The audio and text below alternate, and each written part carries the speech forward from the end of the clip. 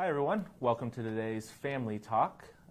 Thank you for joining us. We are talking today about updates in the Employment First initiative and some adult day service updates and changes that you might be hearing of. Today I would like to welcome Stacy Collins here from the Department of Developmental Disabilities. And Stacy, I just want to ask you real quick to explain what your role here is at the department and maybe a little bit of your background. Absolutely. So thank you for having me.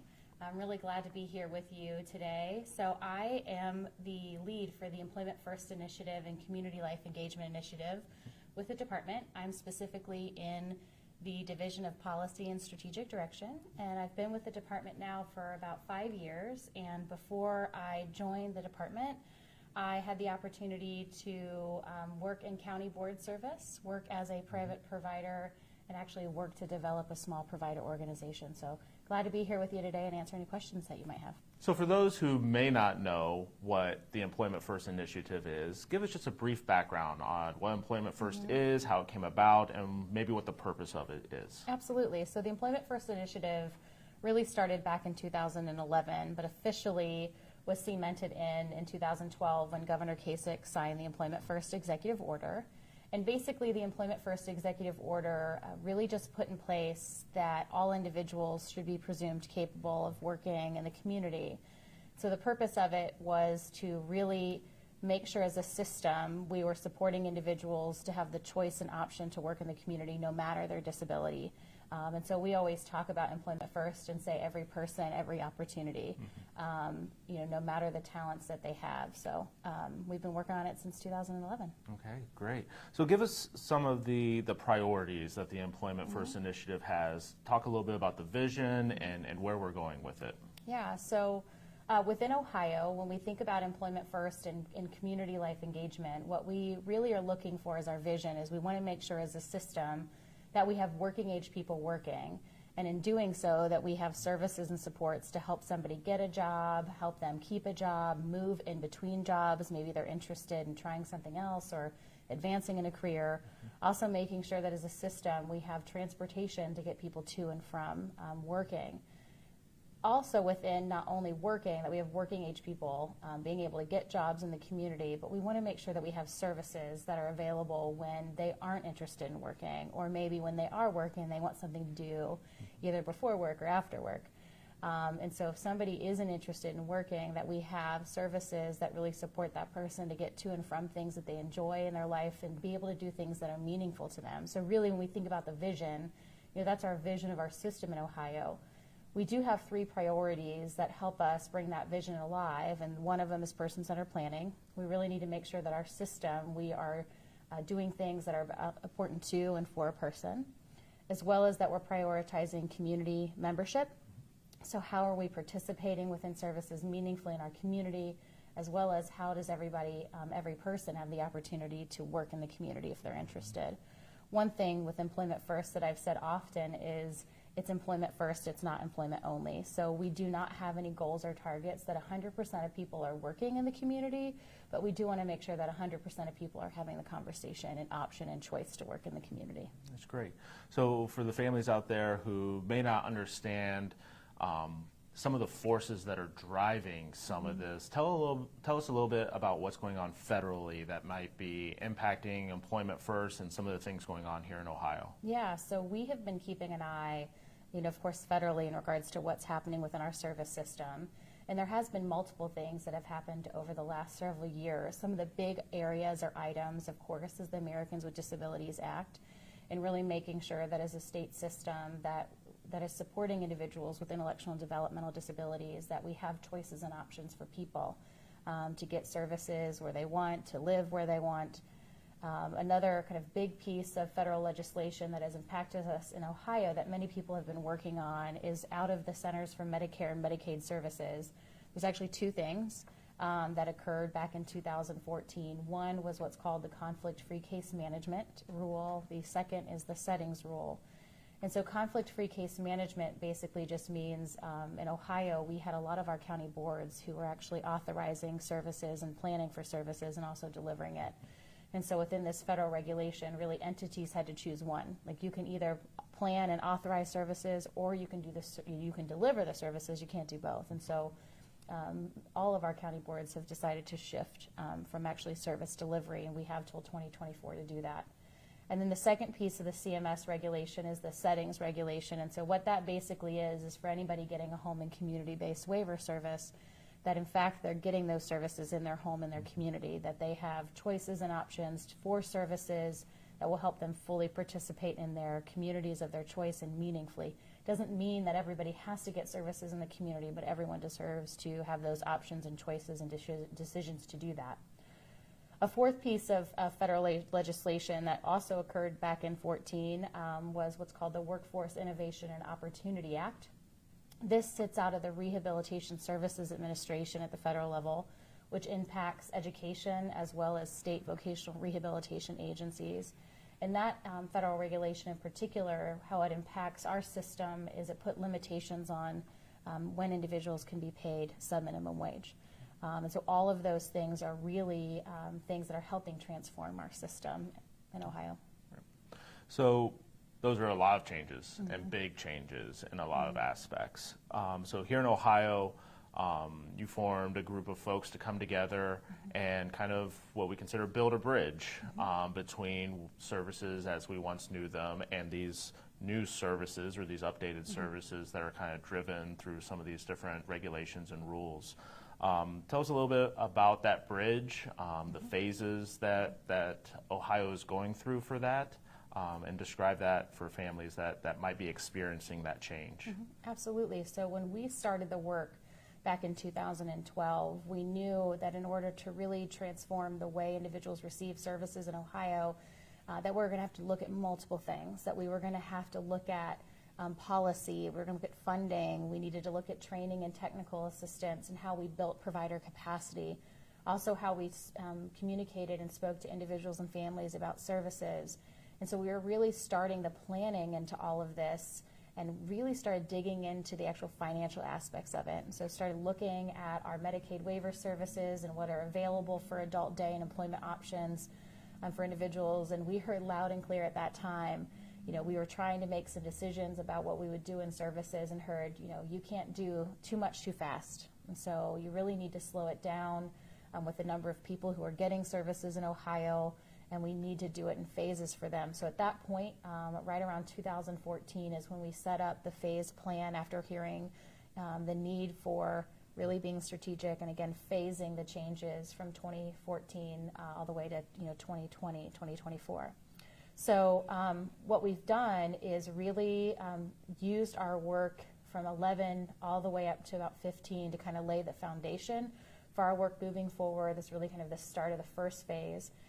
In the first phase, we saw about a 16% increase in individuals receiving integrated employment services. That is something we're keeping an eye on, is how many people are actually getting supports to work in their community. And then in the second phase, what we did is we realized we would have to make some changes to our waiver rules, which we did, which were effective April of 2017. We would need to continue to do training and technical assistance, continue to do communication, and really started focusing on what we call service innovation and how are we really trying to highlight those agencies that are doing a really great job for individuals and families. And so that phase actually goes till 2020. So far, we've seen a 38% increase in integrated employment services, so we know more people are working, which we are excited about. We know more people are living and participating in their communities. And then phase 3 actually starts in 2021, and our target is then that we accomplish phase 3 by 2024. And what our targets are is to really make sure by that point we're in compliance with the CMS regulations. So county boards are no longer in conflict and we're conflict free. We want to make sure that we are in compliance with the settings rule and really make sure that we have robust partnerships with our state agencies, really making sure we're building provider capacity, and also that we're really helping focus on transition age youth and preparing them for adulthood. Oh. Great. So we talked a lot about the changes and some of the driving forces behind those changes and Ohio's plan to work through them. Let's talk about maybe some of the options that families have when choosing services in this arena for their loved ones. You mentioned the waiver changes and the rule changes that happened last year.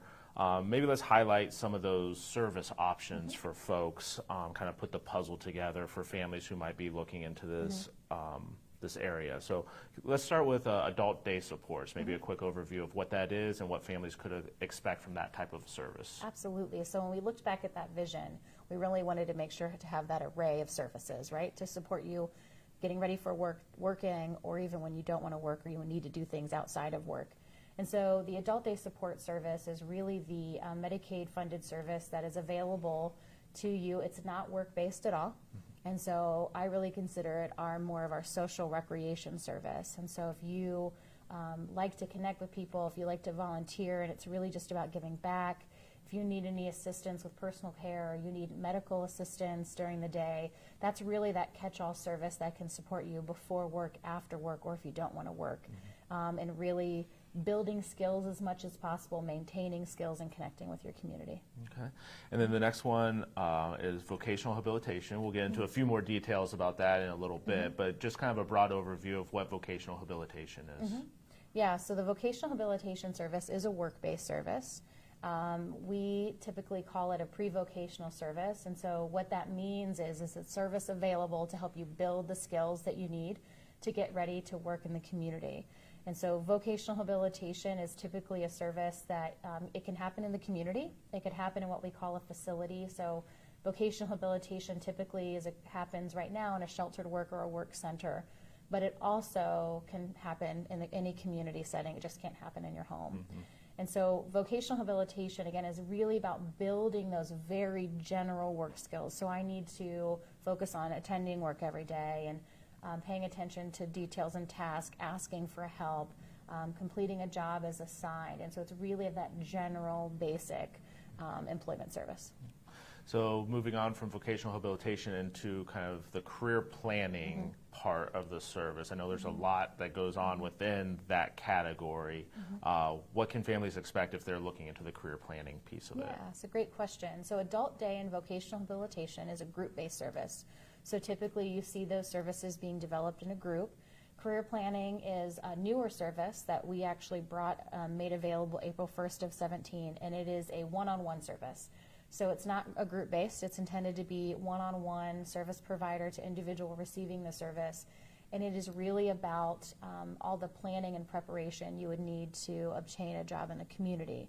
So the best way I can describe it is career planning actually has 9 components that fall under career planning. And what I mean by components is there's distinct different service types that sit under career planning that you get. For instance, if you're someone who maybe isn't really sure what type of job that you're interested in doing, you don't even know where to begin, right? Like, I think I want to work in the community, but I don't know what it looks like. There's 2 services that sit under career planning. One's called career exploration, and the second one is called career discovery, which is all about you exploring the world of work and what it looks like and what may be available. Career exploration is a smaller kind of exploration, where discovery is pretty intensive. It's a little long, but it's good because you end up exploring multiple different types of jobs. You learn more about yourself and kind of what that world of work could look like for you. Under career planning, there's also the opportunity to, if you're thinking about work and you want to know how work impacts your benefits, there's benefits education and analysis that sits under career planning, which is a really important component of career planning to do before you start going and looking for a job. We also have components under there like worksite accessibility. There is self-employment and employment plan. So once you decide that you want to work in the community, if you're wanting to learn what that looks like or actually put a plan in place, you can do that. And then actually there's a component called job development, where if you're ready, you know what you're looking for, what you want to do, then you can actually go into job development services and start actively looking for a job. That's what career development is. So that's a lot Yeah. under career planning. Do families have to take all of those pieces, or can they kind of pick and choose which pieces best suit their family member? They can absolutely pick and choose which part of career planning makes most sense. And so even though there's 9 pieces of it, or 9 available options, you do not have to choose all 9.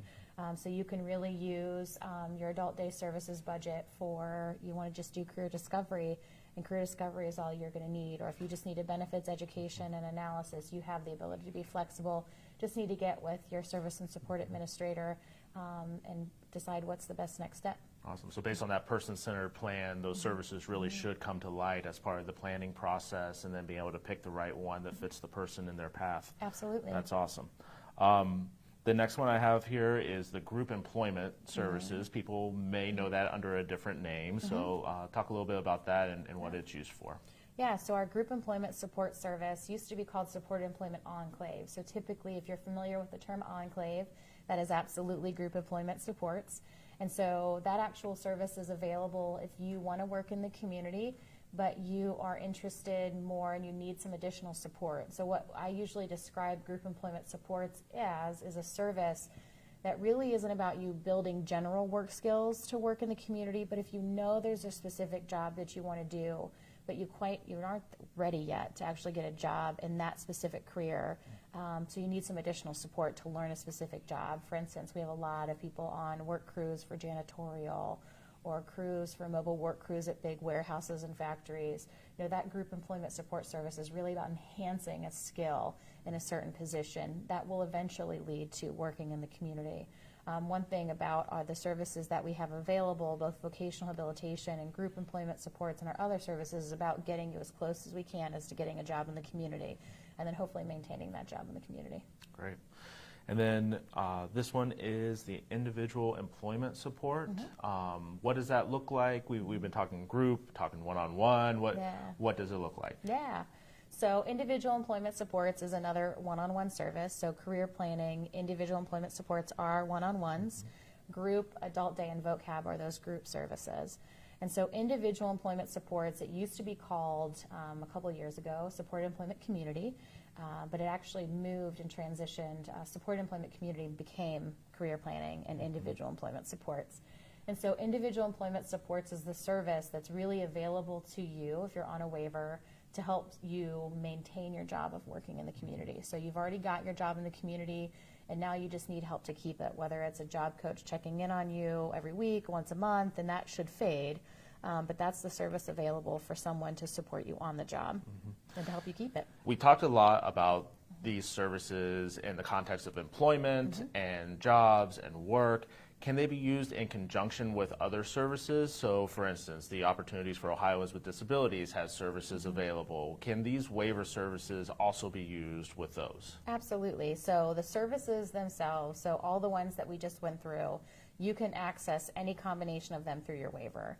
The only restriction is you just can't do two services at the same time. Then when we talk about accessing services through Opportunities for Ohioans with Disabilities, absolutely, what we say all the time is you need to blend and braid between services. And so if you truly want to work in the community and when you want to keep a job in the community, it's going to be important to have Opportunities for Ohioans with Disabilities part of your planning team. Our actual 4 employment services, vocational rehabilitation, career planning, group employment supports, and individual employment supports, part of the rule is that if you are going to be getting these services, you can, but you've got to make sure that the services aren't available through vocational rehabilitation or OOD. So that's not really necessarily something you'd have to worry about, but with your SSA, there should be a lot of planning and discussion about how do let me actually say it this way, how do both of those systems support you to reach your goals towards employment?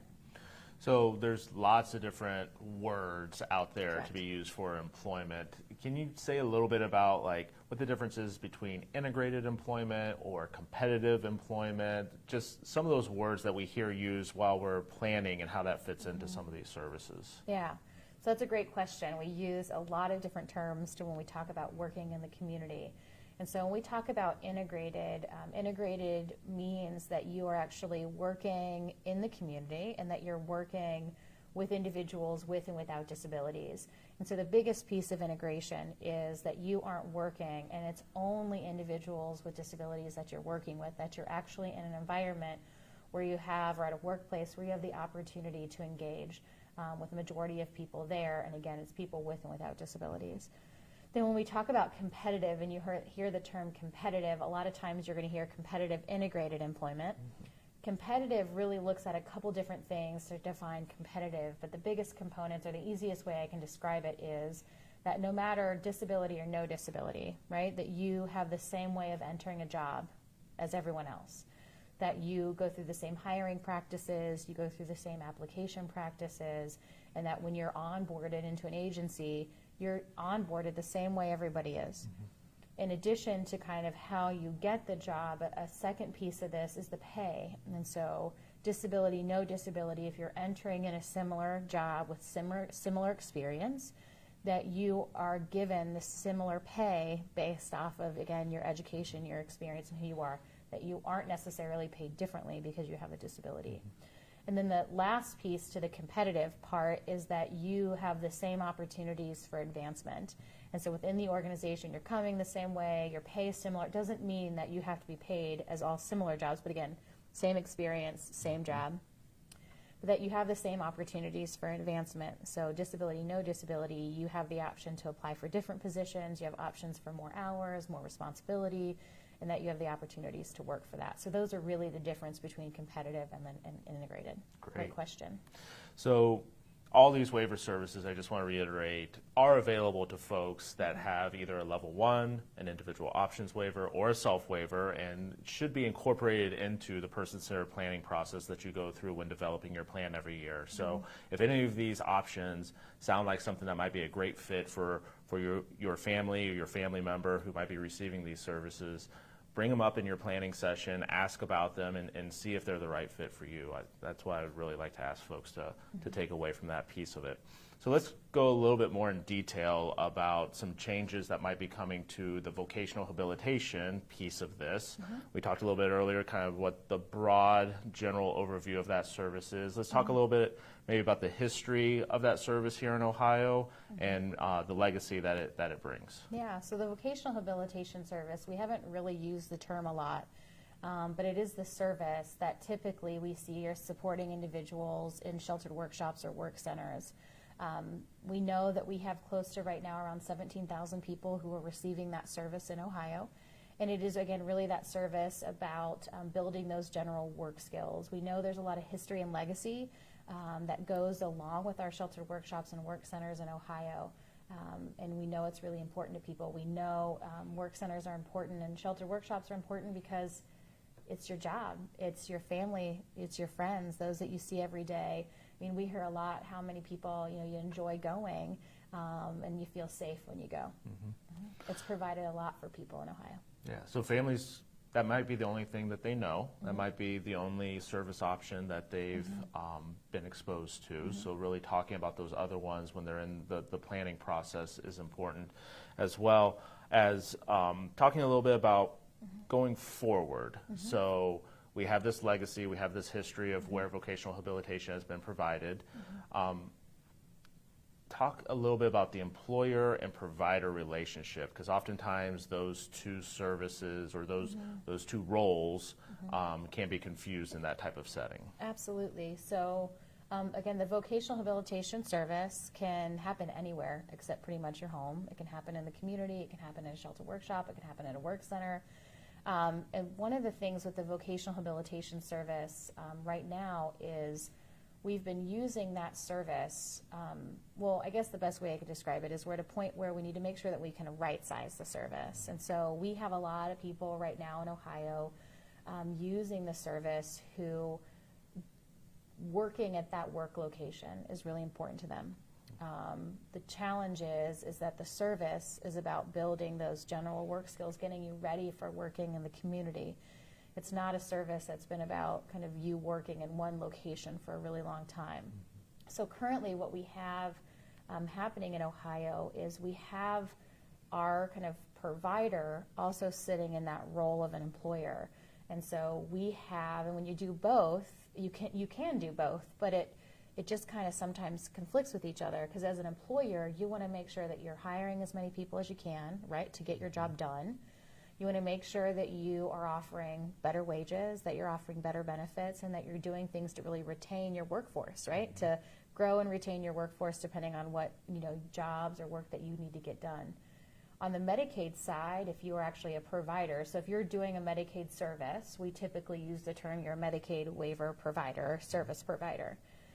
And so if you are doing that, the target is that you are delivering the Medicaid service as you're required, and with vocational habilitation that you're doing it, right, that you're getting people as close to working in the community as you can.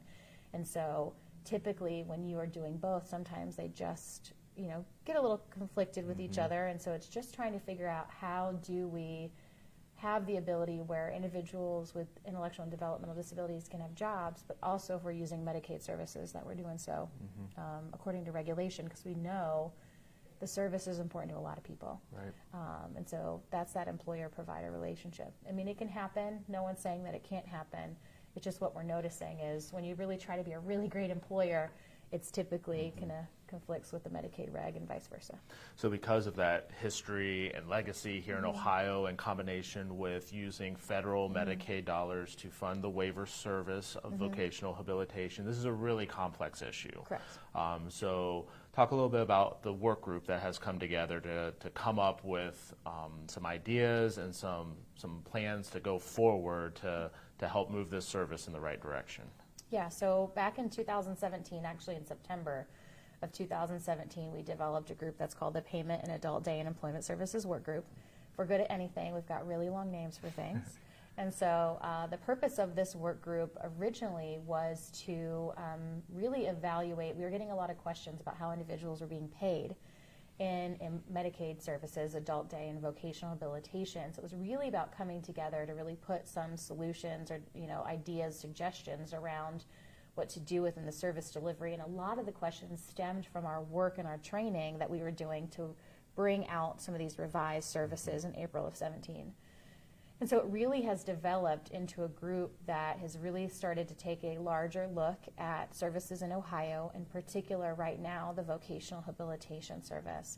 And the main purpose is, again, we know that service is important to a lot of people, but a lot of people don't necessarily know the service that they're getting and the purpose of that service and how as a system we'd really right-size it. So the group, again, started in September of 17. Right now we meet every month, and we're really trying to do some planning and training around what does vocational habilitation look like in Ohio.